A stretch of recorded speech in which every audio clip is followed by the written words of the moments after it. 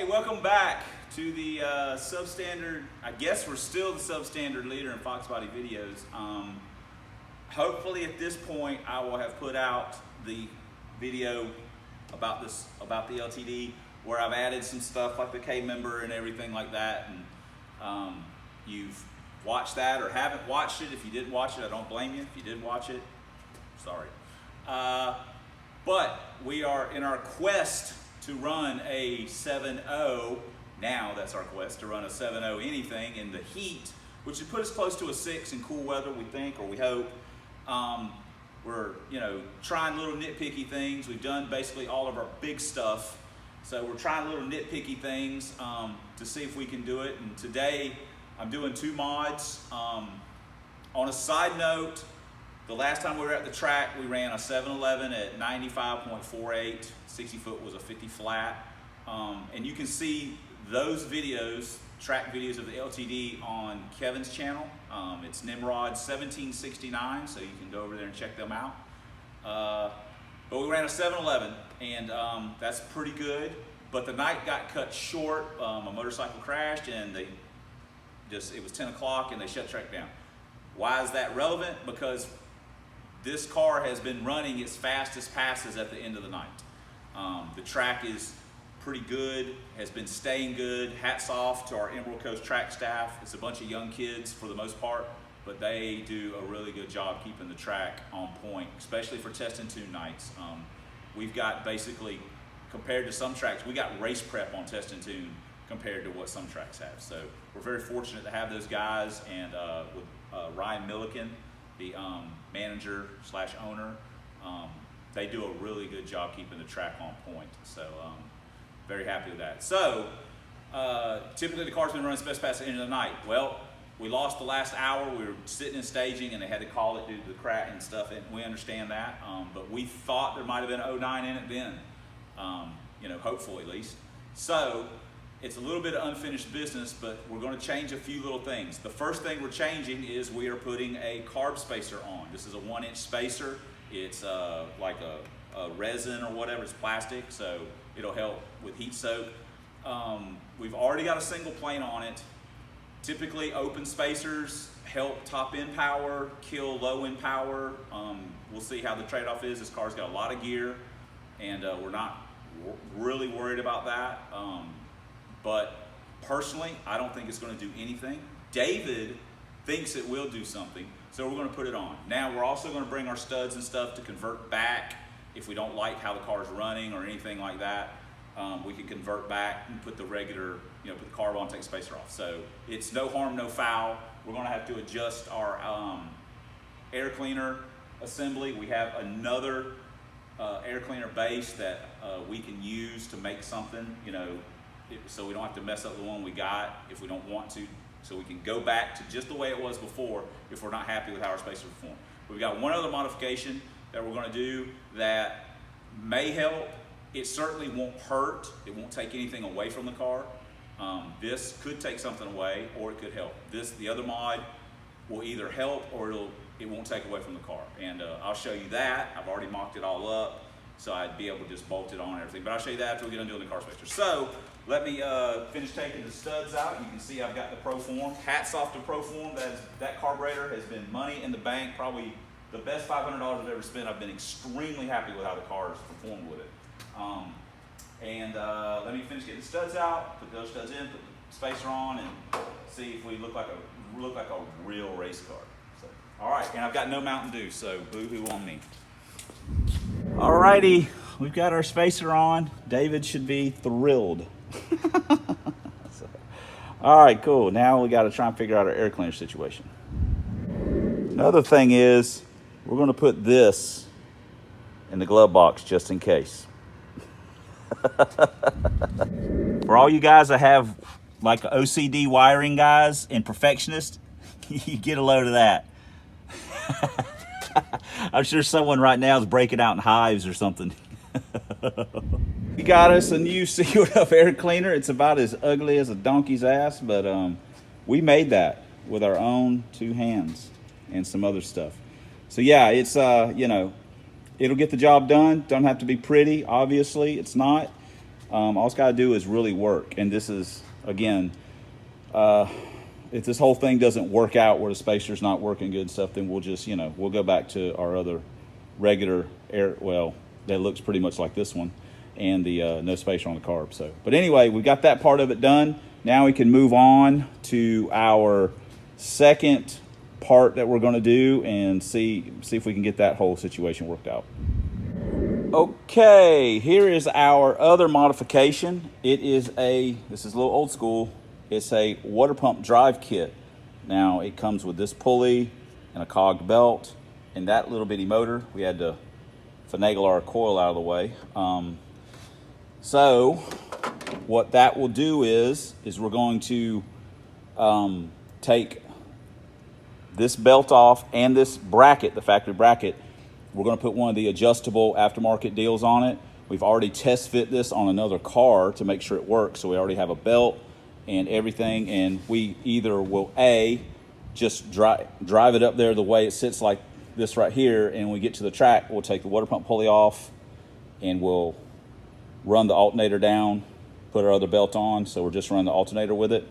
We'll put this pulley and belt on and we'll be ready to go. Now I still have to run the power wire in, and we'll just run it off a toggle switch. And that will, don't get me wrong, this isn't like 20 horsepower or anything like that, but we're right on the cusp of that 709. And technically this could be the thing that puts us over the edge. At the very least, it won't slow us down. It may not speed us up, but it won't slow us down. So we thought about just taking the belt off at the track, but I kind of didn't want to do that. I'm not a huge fan of having to take it off and put it on. I don't know why, that just bugs me. It's like cheating, sort of. I don't know. It's something I've never been a fan of. But having said that, worst case scenario, we can pull the alternator belt off just to see if it helps. But we're going to try this. I bought this for $15, and yes, it does work.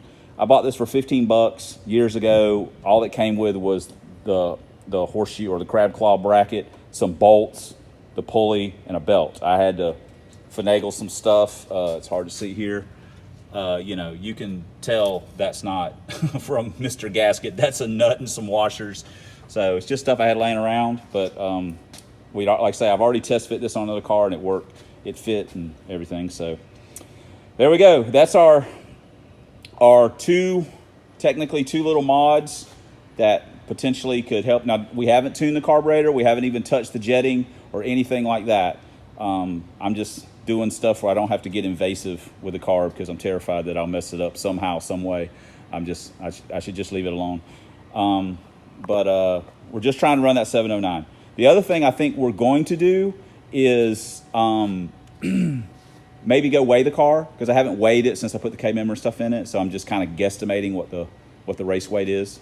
And we may go weigh it tomorrow if we get done and everything. That might be a nice little kind of test drive to see if this will cool it. I know I wouldn't want to drive it in traffic and things like that, but I can take the interstate to the track. So it might be something where I could just drive it there. I don't know. I'm iffy on that. Then that'd just be less work I'd have to do, and I'd actually drive it there and drive it back the way I'm racing it, minus the tires. So anyway, all right, well, this is already getting kind of long, so let me get off here and finish up a few things.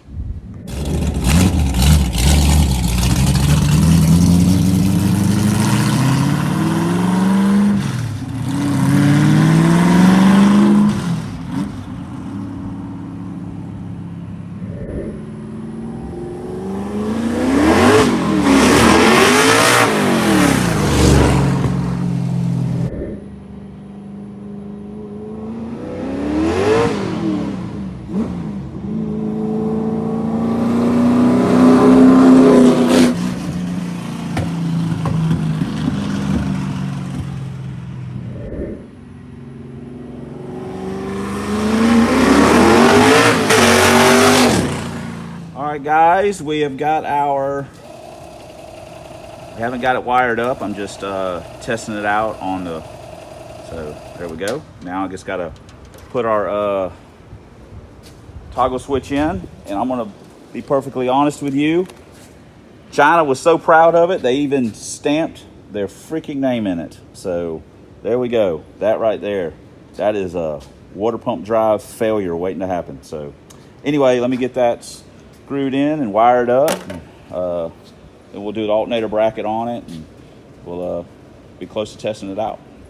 Hopefully. It is hot today too, guys. It is smoking hot. If you live in the South, or you live in Texas, Florida, Louisiana, Georgia, Alabama, you know it's hot.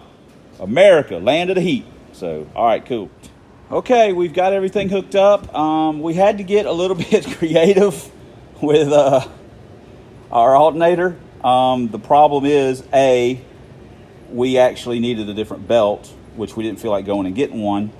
And our 3G Life, the case is a little different. Everyone knows that if you put one on a Fox. Well, that affected it enough just to where our belt wouldn't fit, the one we were originally going to use. So we had to use a longer belt that we had, but we ran out of adjustment with our, so hence the awesome bracket here. That should be good to go. And got it all hooked up. We've got the switch in. Our China switch fell apart immediately.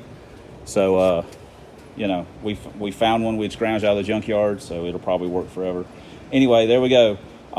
Swapping it back is probably maybe or maybe not going to be a little bit of a thing. It would just be where we'd have to take that off, so not a big deal. But anyway, let me start it up, see how it does, see how it cools. Okay, it's doing its thing.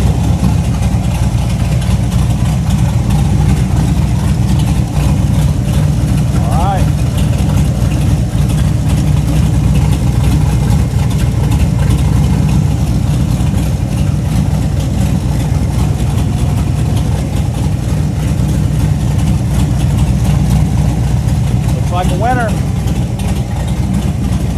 See how it ends up running, if it does anything or not.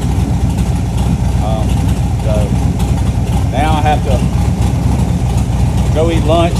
Thank God, I'm starving. It's like 2 o'clock.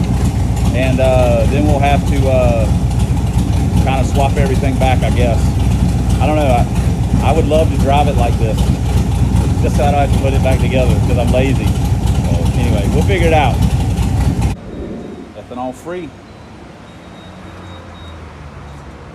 $2.65 a gallon for E-free 93. So cool.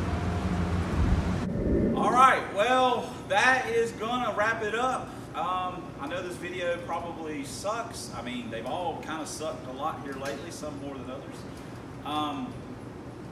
But we drove it to lunch, drove it to Whataburger. It maybe got to 170, and I'm gonna be honest, it is hotter than Satan's ball sack outside right now. It's hot. It's not nice. So, granted, that's not a really long drive. It's, you know, 2, 3, 4 miles one way, I guess, maybe, you know. But, you know, we went and got some gas, got some money from the bank, so it never got above 170. So, I think we're just going to leave it the way it is to drive. Surprise. To drive to the track and see what's what. I swear, leaning against this thing sucks. Here we go. Now, oh God, this feels much as normal. Okay, we drove to lunch, everything was good to go. We got some gas, some E-free 93, ethanol-free 93. It's $2.65 a gallon. We're okay with that, you saw it. So, let's get down to brass tacks and do the old, what's it gonna run? Okay. The last time we were at the track, it went 7-11 with a 6 at 95.48 with a 150 flat 60 foot. Still think there might have been a touch left in it. We have since that time, we have added the carb spacer, and we did the electric water pump drive. So you guys tell me, what is it going to run? I'll also have the full combination of the car listed in the in the description, or I should have the full combination list in the description, because I know there's been some things that we've done that we haven't really shown. Like we put the two-step in the car, we didn't really show that. We've got an MSD RPM selector instead of, I really hate doing the pills because I don't want to have to look at start line, oh, I don't like that, or ooh, it looks better, and I got to rumble, just turn it on. So I was very happy. I've been very pleased with that situation. And the one we've got goes from 46 to 68, I believe. And realistically, I'm not going to be on either side of those numbers. If I got to launch it below 46, I just won't run. And if I got to launch it, I don't have anything to need it where I got to launch it above 68.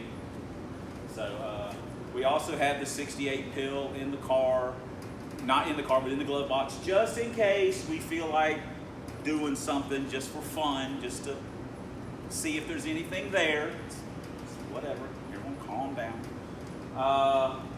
But that is,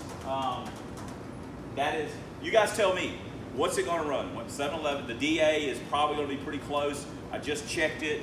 It was about 3,000 foot, which is pretty much what we were running last weekend. So the DA should be pretty close. You guys tell me, you can put the mile an hour if you want as well. Is it gonna pick up any mile an hour or anything? Is it gonna run the same? Is it gonna run worse? It's gonna blah, blah, blah, blah, blah. We're taking everything with us. If we wanna swap back to take the spacer off and we can do all that stuff, we're gonna take everything with air cleaner and all that stuff so we can swap back if we want to. I didn't get a chance to weigh it. It just, you know, it's getting close time to go to track. It's hot. I just honestly just didn't feel like doing it. But I will do it at some point in time. I will get the car to the scale and get it weighed. Just out of curiosity, I think it's probably close to 29 race weight. We don't, you know, but until I actually have a number, I think I'm probably pretty close. Anyway, I guess that's gonna wrap it up. I appreciate you guys subscribing and commenting, and thanks for watching as always. And until next time on the Substandard Leader in Fox Body Videos, lover of 4Eyes, Lincolns, drag vans, LTDs, and this is true now, POS Mustangs, convertibles, 5.8s, and Foxes in all shapes, sizes, colors, forms, and whether they're COVID free or not. So we'll see you guys in the next video, which should be the track video of this car. Sounds good. Let's do it.